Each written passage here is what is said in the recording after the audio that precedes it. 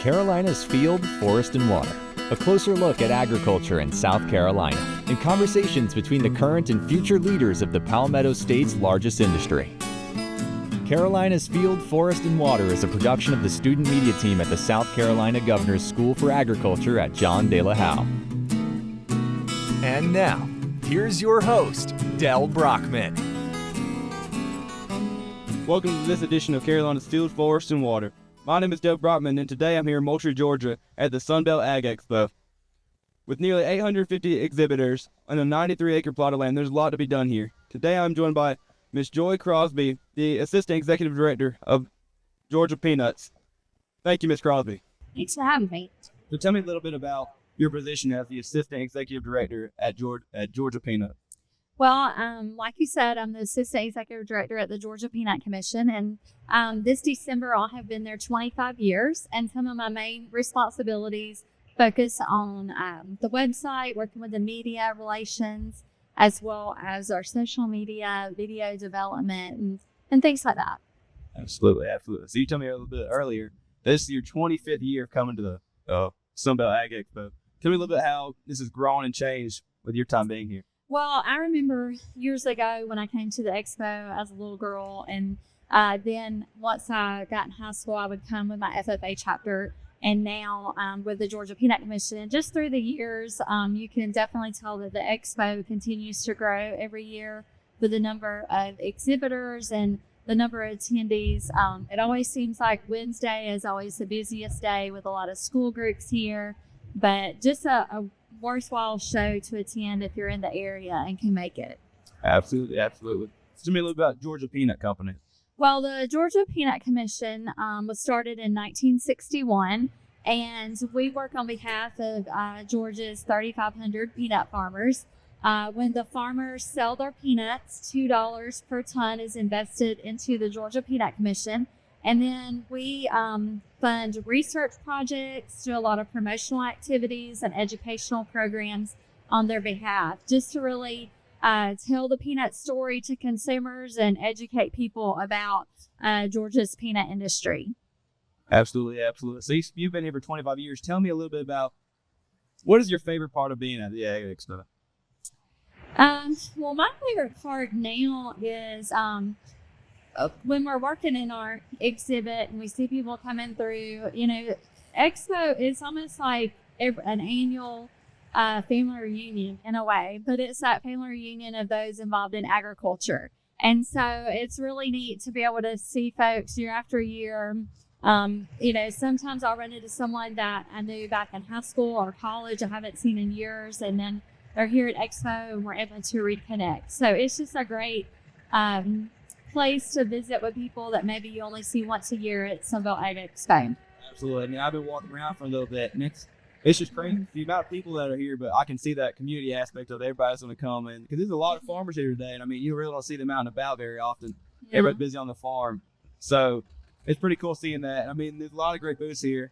I stopped by the Georgia Peanut Commission booth earlier, and I mean, it's crazy just how many people were there. I mean, Yeah, well, when you go through our exhibit, we have country fried peanuts, and then we also have a grilled peanut butter and jelly sandwich.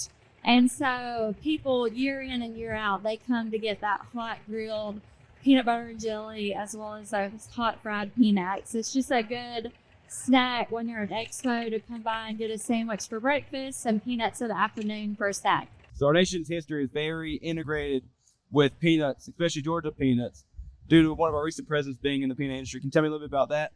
Yes. Well, President Jimmy Carter was involved with the peanut industry. He grew up, his family grew peanuts, and then later he had his own peanut chum plant there in Plains, Georgia.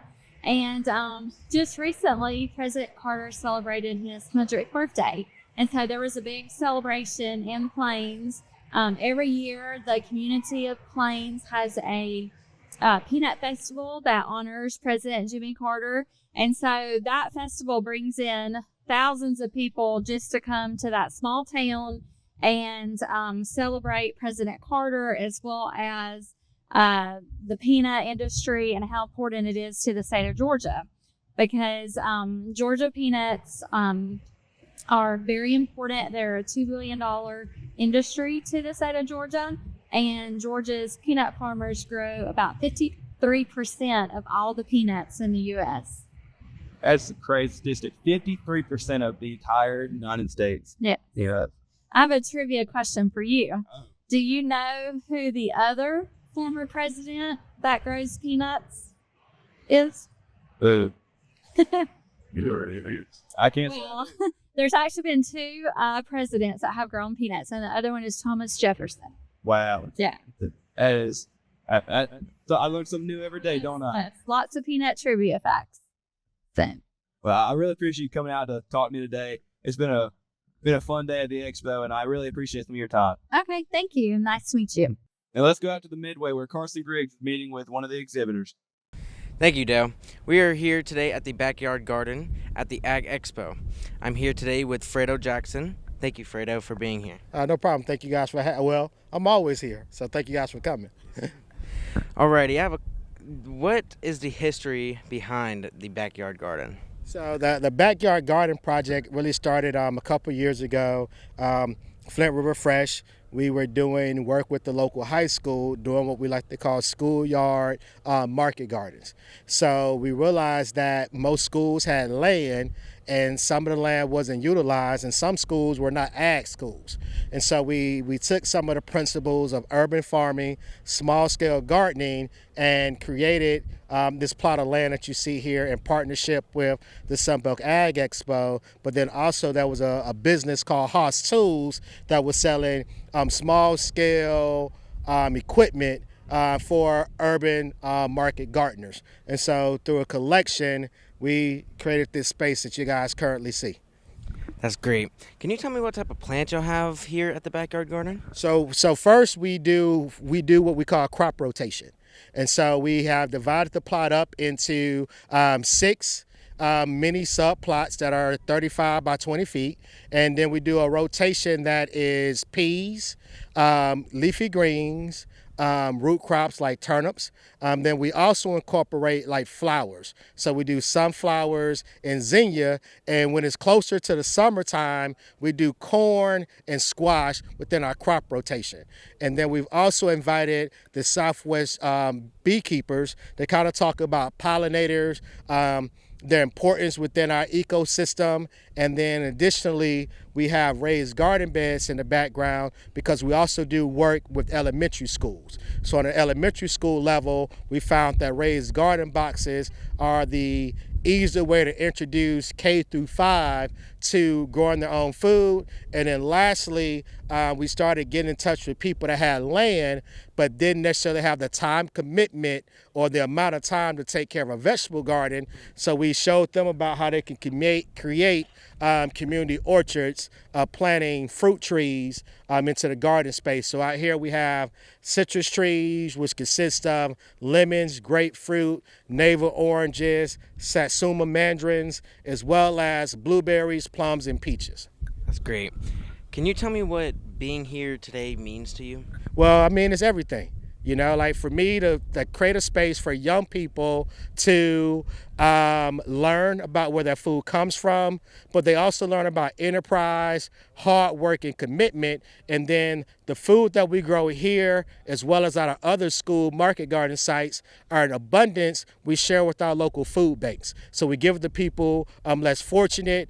We find out a way to help out our neighbors, as well as developing enterprise for young people. But then also, it tastes good. So we do cooking demonstration, showing young people how to make, like squash and turkey, like 1 minute, one pot sort of dishes. We also teach them how to do what we call value-added processing, which is to take a squash plant or a pea plant, shell it down, resell it back out into the community.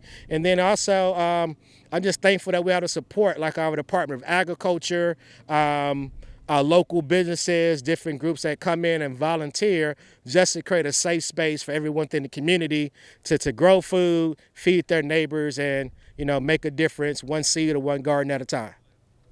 That's great. What would you like to say to people that want to replicate this program at the Ag Expo? Anything is possible. The only thing it takes is a little bit of just hard work, community support, and it can be done. And so when it comes from like our seeds to the landscape to the irrigation, we have so many community partners that help us out. And I like these type of projects because it takes a whole village in order to really to do this thing the proper way. And nothing brings me more joy and excitement to see young people like yourself that are in ag, coming in, learning more about ag, and taking this information and sharing it with your peers, your family members. So I hope you're not afraid to hit the like button or hit the share button. And then hopefully you'll learn to follow us at Flint River Fresh to really see some of the tutorials and things that we have as well available as well on how we've been able to build the boxes, to our sub irrigation system, to what type of pest control that we use for management. So really incorporating the learning aspect of agriculture. Thank you, Farmer Fredo. Back to you, Dale. Thank you, Carson. For the past 34 years, the Southeastern Farmer of the Year has been named here at the Southern Ag Expo. This year, for the first time ever, the winner was a female. I had the pleasure of interviewing her earlier. Let's go to that now. So tell me a little bit about yourself. I'm Faylene Whitaker from Climax, North Carolina. I'm the first female Southeast Farmer winner, which is amazing and an honor and humbling. And we farm and enjoy every minute of it, mainly. Oh yeah, congratulations on Southeastern Farmer of the Year. That's an incredible honor, especially being the first female ever to get that prestigious honor. So tell me a little bit about your farming operation in North Carolina. We grow organic tobacco, wheat, and corn, and we also do agritourism, have 2 garden centers, do landscaping, grow vegetables, grow tomatoes year-round, grow strawberries and pumpkins, and have a couple of other businesses. Wow, that's a good many businesses. It keeps you busy, don't it? It keeps us very busy. I'm very honored to have a son with me, a daughter-in-law with me, a nephew with me, and a grandson. So a big thing in South Carolina right now is the agritourism business. How in North Carolina do y'all use that to better your operation? We can inform the public. We bring out school groups and we do festivals on Saturdays just to teach people about agriculture, because nobody understands how important agriculture is to our country and being able to feed ourselves. Oh, absolutely. So can you tell me a little bit about how the process of becoming Farmer of the Year came about? So I was asked by my Farm Bureau representative to be, if he could nominate me, and sort of thought about it, and I was like, my husband just passed. This is a way to really honor what we've built together. And so I agreed, and then from that they came out, and I had to compete with other farmers in North Carolina, and then we had to compete for the Southeast, and it was a lot of competition, and there were so many good farmers. So I had really no clue I would win. That's phenomenal. I mean, I heard earlier and I was like, that is really cool, because I saw the little program they gave us and it had all the Farmer of the Years from the Southeast. And I was like, wow, one of them really stands out from the other ones. And I was reading a little bit about it and I was like, hope she wins. And I found out when I came over to the HQ earlier, I was like, yep, that fits perfectly. Phenomenal job. I can't tell you enough how amazing and prestigious that honor is. Thank you very much, and I hope that we'll see more females represented in the future and minorities represented for farms in the future, because we all play a part of agriculture. So being the Southeastern Farmer of the Year, what are some words of advice, words of wisdom you can give to other females maybe looking into a career in agriculture? I think that the sky's the limit. I think that they're smart.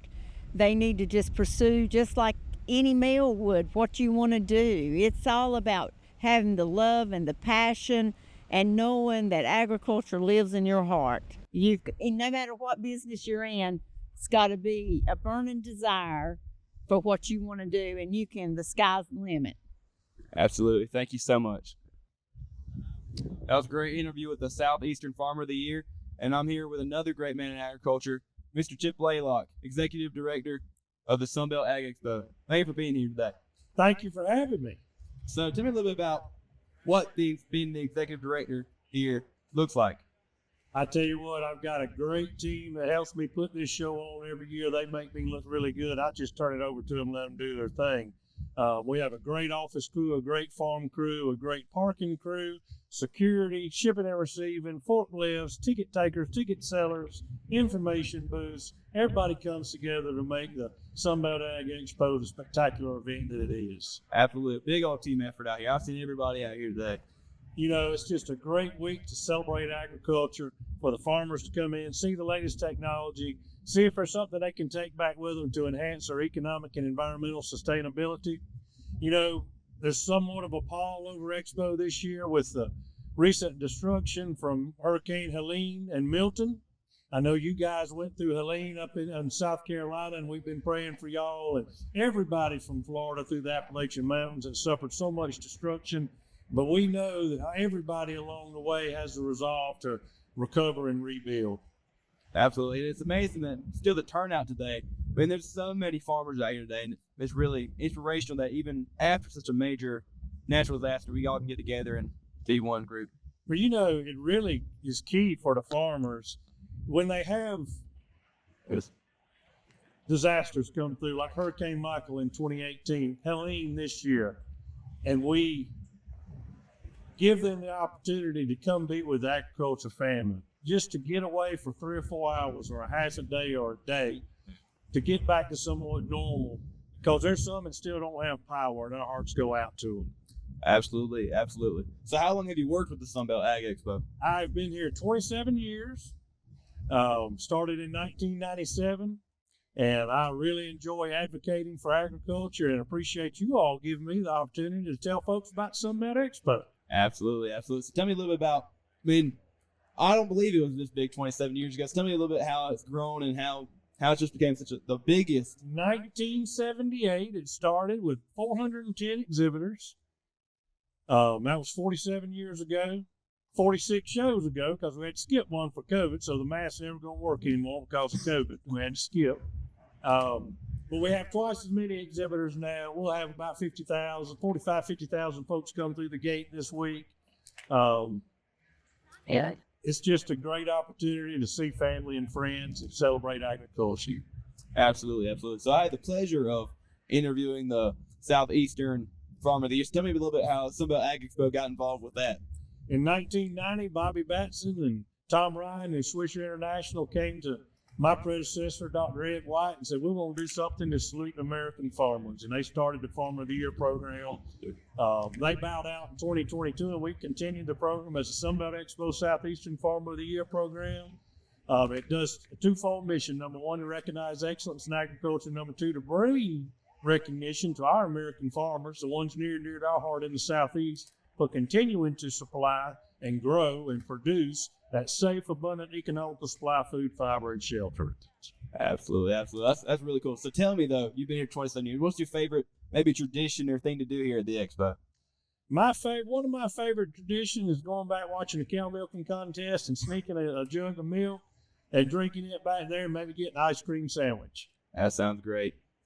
So you already have the biggest Ag Expo in North America. So where do you go from here? How do you grow this even more? You know, we've already started planning for the 2025 show. We're always looking ahead. You know, we added the backyard garden in 2008. We built the pavilion and reestablished it over on the west end of the grounds in 2015. You know, you can see the latest in large-scale farming techniques and learn how to grow crops in your backyard in your planter boxes. We had a stock dog trial for 44 years, and last year we changed over to the antique tractor parade and tractor pull. Who knows what the future brings? This year we have an autonomous tractor in the fields, one that drives itself, does not have to have a cab or a tractor. But we're always looking for ways to stay on the cutting edge to show that latest technology.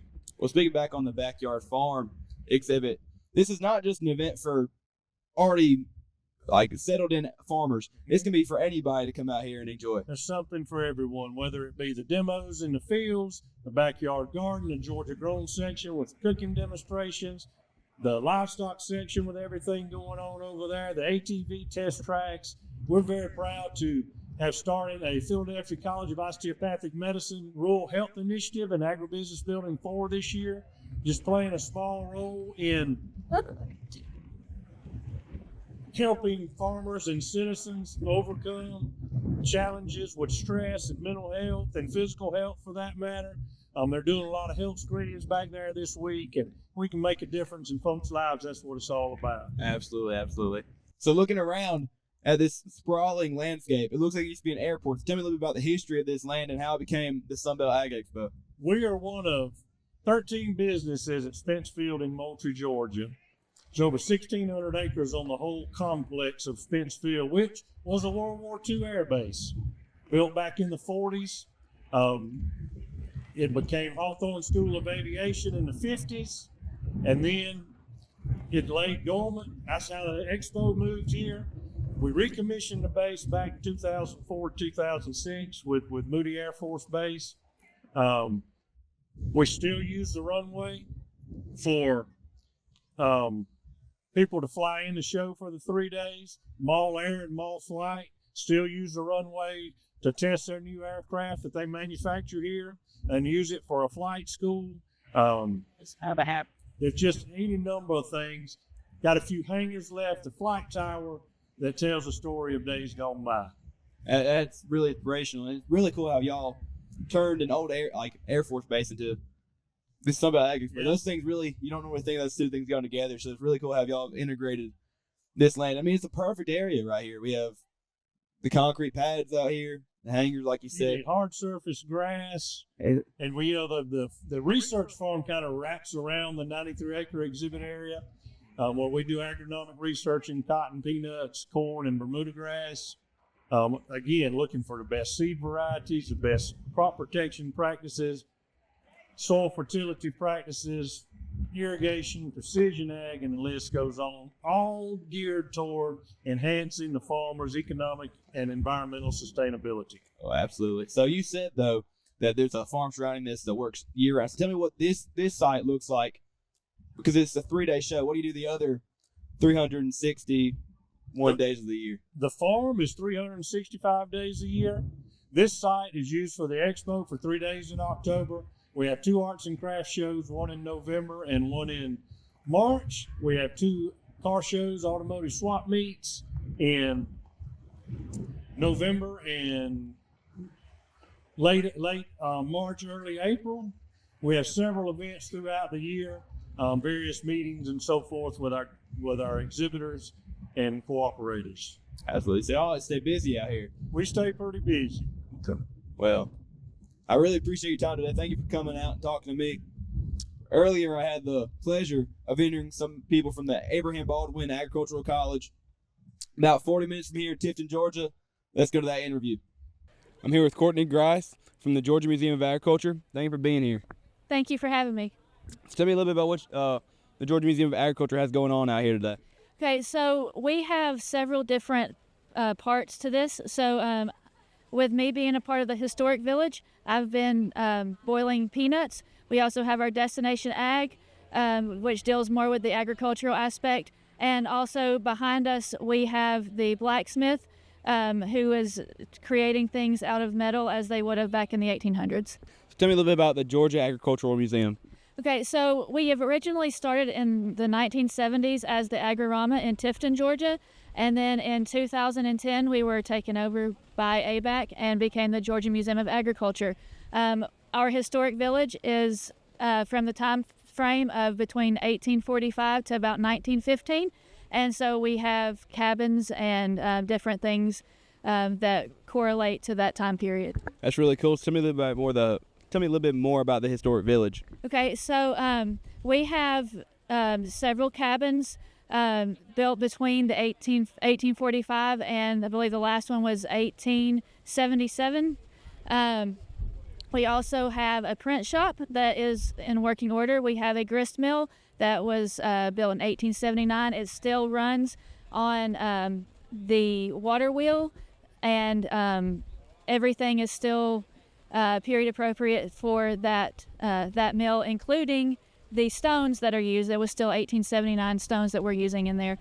We also run a steam engine on Saturdays that is from 1917, and so we also have a variety works. We have a sawmill, turpentine in April, and we do cane grinding in November. So we'd love to have people come out and see us. That's really cool. That's something y'all doing a lot at the Agriculture Museum. Tell me a little bit about, you said you had the blacksmith and the peanuts out here. So are y'all out here just to inform the public on how it used to be, or why are y'all, what is the main purpose of y'all being out here? We want to get out the idea of the museum as a whole, and also the historical part, because a lot of times people don't really know what's happened back in the day. And we have a good time showing people the things that we do and want people to come and see us as whatever we do at the museum as well. Thank you so much, Ms. Grice. Thank you for having me. Thank you from the folks at ABAC. Tomorrow we'll be actually going more in depth in the field at ABAC in Tifton, Georgia. But for now, that's this edition of Carolina's Field, Forest, and Water. I'm Dale Brockman, my man in the field, Carson Griggs. Thank you for tuning in. Carolina's Field, Forest, and Water, a closer look at agriculture in South Carolina, is a production of the student media team at the South Carolina Governor's School for Agriculture at John De La Howe. For more information on our school, visit our website at www.delahowe.sc.gov.